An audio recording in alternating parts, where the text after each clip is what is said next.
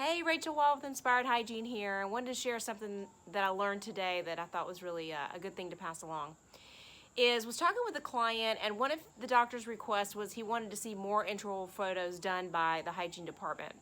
And so as I was asking and we were talking about ways to track that, I said, well, tell me what it is your ultimate goal is. And he said, well, I really want to see an increase in restorative enrollment of treatment. I said, okay, well, that makes total sense, right? That's the reason why we want to do more intraoral photos, is for documentation purposes, but also just to increase case acceptance. So really, what you want to do is you really want to track the result.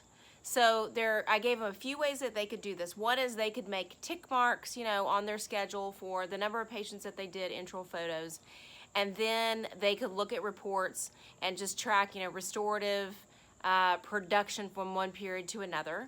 The other option was I gave them to use one of our spreadsheet trackers that we used for years with Inspired Hygiene to really look at restorative presented versus restorative scheduled, which is really the end result of why they want to track intraoral photos. And then the third option is to use a practice analytics system, something like Dental Intel, to really look again at the amount of treatment that's being diagnosed versus what's being scheduled, comparing it to another period. So the point of all of this is to really make sure you know what the final outcome is that you want to track.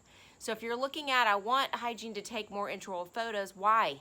You've also got to communicate with the team, why are we tracking this one thing? Because sometimes they feel like, gosh, I'm tracking this just to keep myself busy, but you really want to let them know we're tracking this to increase case acceptance, or we're tracking this to improve reimbursement. What is the reason behind it, and what is the end result when you're tracking a specific task? Love to hear your thoughts. Until next time, I'll see you later.